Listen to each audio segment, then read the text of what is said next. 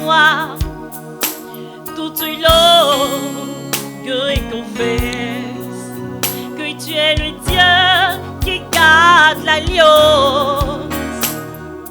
Il n'y a point d'autre.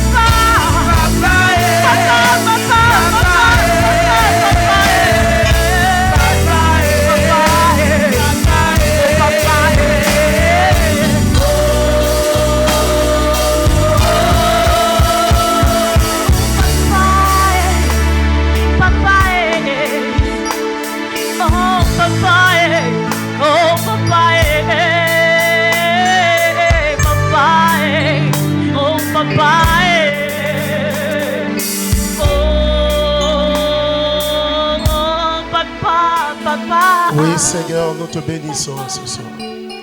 Nous te disons merci pour ta présence. Merci de nous éclairer, d'éclairer nos vies. Mais Seigneur, merci parce que tu ouvres les voies, tu ouvres les écluses des cieux. Et nous voulons te bénir parce que sans toi, notre vie serait asséchée. Mais avec toi, nous avons l'abondance. Avec toi, Seigneur, nous avons au-delà de ce que nous pouvons espérer. C'est pourquoi nous avons besoin de ton intervention divine. Nous avons besoin de ton sceau sur notre vie. Merci parce que en ce jour, tu nous parles encore. Merci pour ce cachet, ce nouveau cachet. Pour ce sceau dans notre vie. Et nous voulons te rendre toute la gloire. Nous te bénissons, toi qui es le Dieu de miracles. Nous te bénissons, toi qui es le Dieu de l'abondance. Mais Père, nous voulons te rendre toute la gloire parce que tu es le Dieu qui est présent. Tu es présent dans notre vie. Et là où il y a la sécheresse, tu apportes l'abondance. Là où il y a la maladie, tu apportes la guérison. Là où il y a la pauvreté, tu apportes la richesse. Là où il y a le manque, tu apportes la suffisance. Et nous voulons te bénir. Parce que tu es véritablement le roi de gloire, l'alpha et l'oméga. Tu es le maître de toutes choses. Tu es le maître de l'or et de l'argent. Tu es le maître de vie. Et nous bénissons ton nom. Dans le nom de Jésus. Amen. Est-ce qu'on peut acclamer le Saint-Esprit? Amen. Alors, on va faire l'alliance de miracle du mois de juin. Je tiens toujours à rappeler ces choses. Mais il faut savoir que pendant la multiplication du pain, quand même les disciples étaient en train de dire à Jésus, mais en fait, tu nous demandes l'impossible. Tu nous demandes de nourrir ces 5000 personnes. Et la Bible dit, sans compter les femmes et les enfants. Ils ont dit, tu vois, ils calculent rapidement les 200 deniers. Quand ils calculent, ils disent, mais ce qu'on peut gagner en un an, on ne peut même pas les nourrir. Amen. Et Jean a dit, il y a un enfant qui a, Philippe a dit, il y a un enfant qui a 5 pains et 2 poissons. Il dit, ça suffit. Et avec ça, il a rendu grâce. Est-ce que je parle à quelqu'un? Tu rends grâce, mais avec quoi tu rends grâce? On dit, il a présenté les pains et les poissons et il a rendu grâce. En fait, il était en train de s'aimer spirituellement. Je vous avais dit qu'il y avait 2 types de semences. On pouvait s'aimer spirituellement, comme on pouvait s'aimer dans le physique. La semence dans le physique est appelée investissement. Mais ici, on appelle à une offrande prophétique. Et lorsque tu sèmes dans le spirituel, en fait, tu ouvres les écluses des cieux sur ta vie. Et quand ils ont fini, on a dit que de ces poissons et de ces pains, il en est resté 12 pains.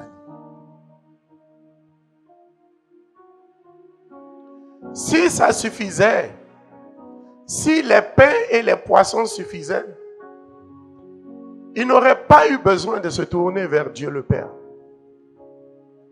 Mais il s'est tourné vers Dieu le Père parce que ça allait au-delà des capacités humaines. Et lorsque tu vois que ce que tu as est insuffisant et tu as besoin de quelque chose d'autre, tu as besoin de te retourner vers le Dieu de miracle. Amen.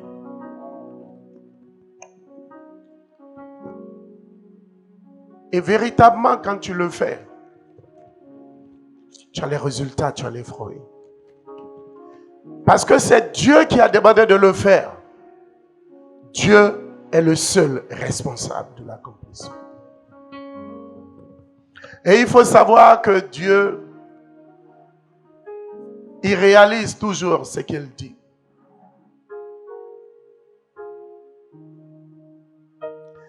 Dans Ésaïe 55, à partir du verset 11, il dit « La parole qui sort de ma bouche ne me reviendra pas, sans avoir accompli le but pour lequel la parole a été libérée. » Dieu a libéré sa parole et Dieu veille sur sa parole. Il ne le fait pas parce que, il ne le fait pas à cause de toi.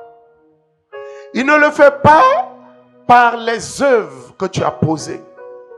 Il ne le fait pas parce que tu as jeûné. Il ne le fera pas parce que tu as fait une neuvaine, parce que tu as prié. Mais il le fera parce qu'il est Dieu. Il le fera parce qu'il a promis.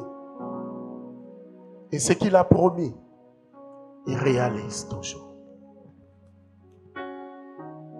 Amen. J'étais en train de discuter avec quelqu'un sur Habakkuk 2. À partir du verset 2 et 3, qu'on dit la prophétie écrite là, sur une tablette. On dit, même si elle dure, elle court vers son terme. Attends là, elle finira par se réaliser. Amen. Et la personne dit, mais oui, on a prophétisé, on a dit des choses, mais depuis, on ne voit rien. Je lui ai dit, mais il y a deux choses. Est-ce que tu as écrit cette prophétie quelque part où tu peux la lire? Il dit, non. Je dis, d'accord. Quand on dit elle court vers son terme, tu penses que c'est la prophétie qui court? C'est toi qui cours en fonction de la prophétie qu'on t'a donnée. Ça veut dire, tu as une part à jouer. Dieu, aujourd'hui, il va te tendre la main. Mais est-ce que sur sa parole, tu tends ta main?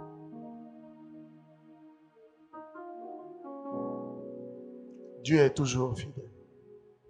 Dieu a toujours tendu sa main à l'homme. Mais l'homme a pensé que parce que Dieu est Dieu, Dieu peut faire sans lui.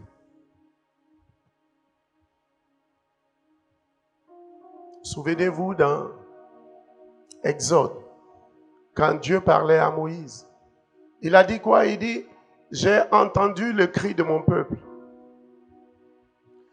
Il a envoyé Moïse vers Pharaon. Il a entendu le cri de son peuple, mais pourquoi il n'est pas descendu? Dieu pouvait agir sur Pharaon, mais ce n'est pas comme ça que Dieu agit. Dieu va toujours passer par un homme pour régler le problème des hommes. Il y a des fois, il va le faire de façon extraordinaire, mais c'est très rare. Dieu va te mettre, Dieu va attendre quelque chose de toi. Dans l'alliance de miracle, il dit, je vous ai dit, faites ça, prenez une enveloppe, faites ça, et vous verrez ma puissance. Si tu ne prends pas, tu ne fais pas, mais tu ne vois pas. Amen. Amen. Je veux te dire qu'il est fidèle. Il est fidèle. Et si tu agis sur sa parole, tu verras sa puissance se manifester. Je vous assure qu'il est fidèle. Quand tu vas vers Dieu, tu n'as plus de plan B. Am I talking to someone? Quand tu vas vers Dieu, tu n'as plus de plan B. Mais avec Dieu, tu viens avec un seul plan. Mais Dieu a une multitude de plans pour la réalisation de ton plan. Et c'est ce qu'il va faire ce soir.